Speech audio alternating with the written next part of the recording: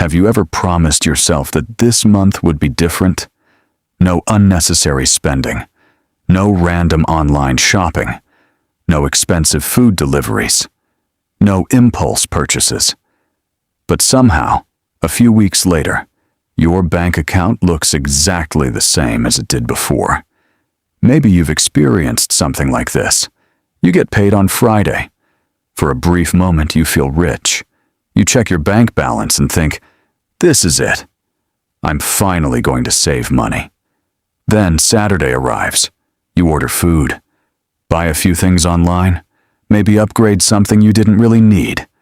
And before you know it, that feeling of abundance disappears. Now here's the strange part. Most people think they struggle with money because they lack discipline. But what if that's not the real reason? What if the biggest obstacle between you and wealth isn't your income, it's your brain? Because the truth is surprisingly uncomfortable. Your brain was never designed to make you rich. In many ways, your brain actually wants you to stay poor. And once you understand why, you'll start seeing money differently forever. Let's explain. Imagine you're living 50,000 years ago. There's no stock market, no savings account, no retirement fund, no investing apps.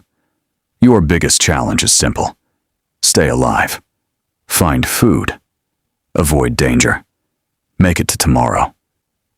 Back then, human beings didn't need to think about wealth building. They needed immediate rewards. If you found food, you ate it. If you found shelter, you used it. If there was an opportunity to improve your chances of survival today, you took it. Because tomorrow wasn't guaranteed. This survival system became deeply wired into the human brain. And even though the world has completely changed, your brain hasn't. Today, nobody is hunting mammoths, but your brain still operates using many of the same ancient rules. It constantly asks one question. What feels good right now? Not, what will make me wealthy in 20 years? This creates one of the biggest financial problems in modern life. The battle between present you and future you. Future you wants financial freedom. Future you wants investments.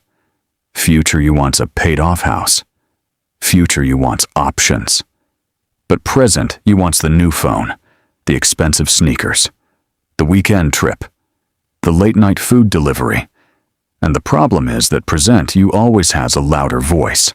Psychologists call this present bias. Humans naturally place more value on immediate rewards than future rewards. Let's say I offer you two choices.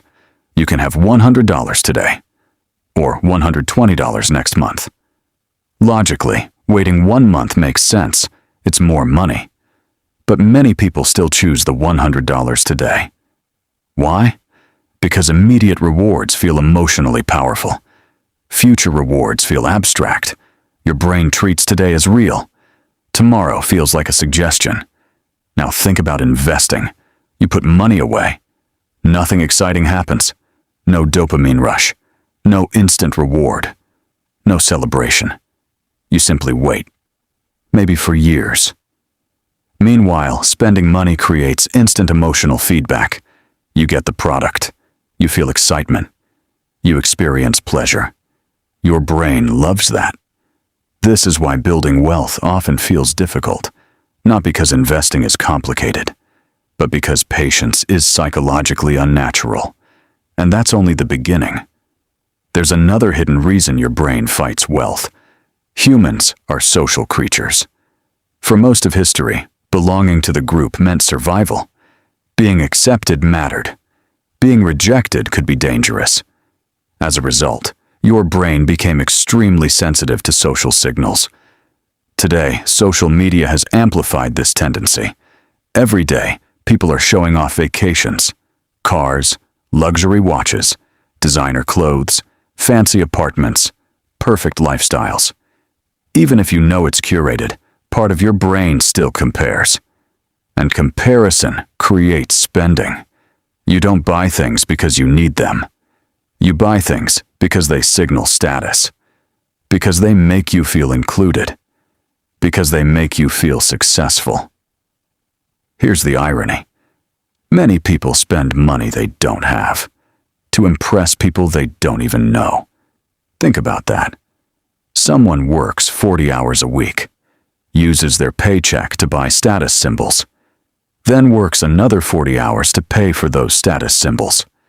It's a cycle that can continue for decades.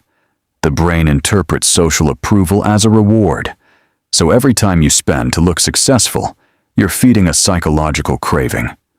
But wealth often grows in the opposite direction. Real wealth is usually invisible. Nobody sees your index fund. Nobody compliments your emergency fund. Nobody notices your growing investment portfolio.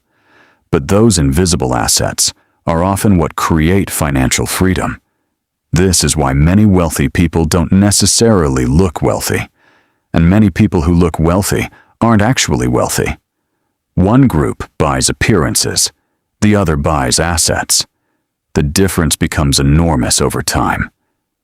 Now let's talk about another trick your brain plays. Loss aversion. Imagine finding a $100 bill. Feels great, right? Now imagine losing $100. Most people feel much worse losing money than they feel happy gaining the same amount. Researchers have repeatedly found that losses hurt more than gains feel good. This creates interesting financial behavior. People become afraid of investing, afraid of market declines, afraid of temporary setbacks, afraid of seeing their account balance go down. Even when long-term evidence suggests staying invested is often beneficial, emotions take over. Your brain sees danger. Your brain wants safety.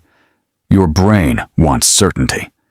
The problem is that wealth often requires tolerating uncertainty, not reckless risk, but reasonable uncertainty.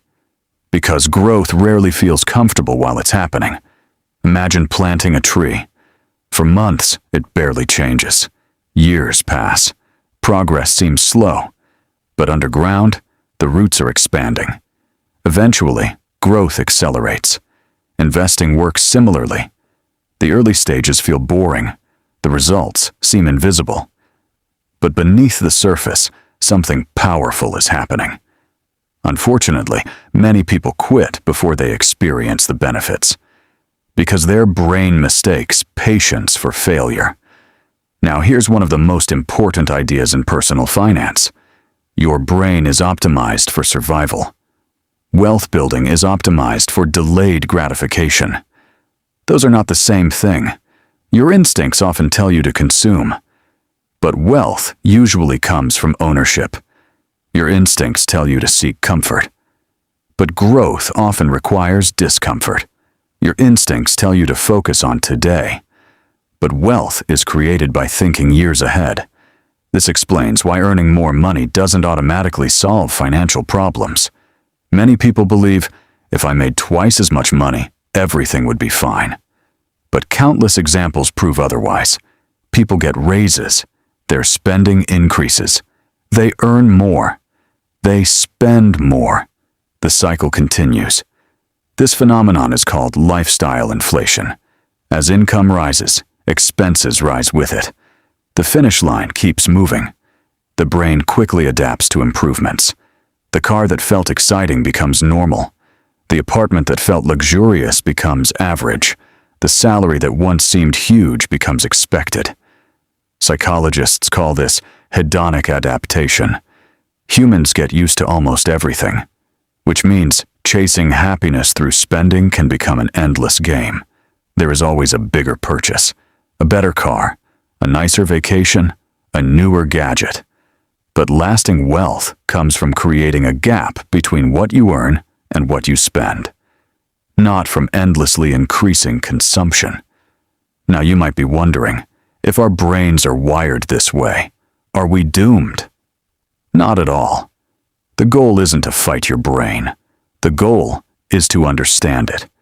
Because once you understand the game, you can change the rules. For example, instead of relying on willpower, automate good decisions. Set up automatic investing, automatic savings, automatic transfers. Make the right choice happen by default. Why? Because every decision requires mental energy. The fewer decisions you need to make, the easier wealth building becomes. Another strategy is making future rewards feel more real. Most people can't connect emotionally with their future selves. Retirement feels distant. Financial freedom feels abstract. But when you start visualizing the life you want, freedom to travel, freedom to quit a bad job, freedom to spend time with family, freedom to choose how you spend your days, saving and investing stop feeling like sacrifices. They start feeling like purchases. You're buying future freedom, and that changes everything. The most financially successful people aren't necessarily smarter. They simply understand human behavior better. They know their brain wants instant gratification. So they create systems that encourage patience. They know comparison leads to unnecessary spending.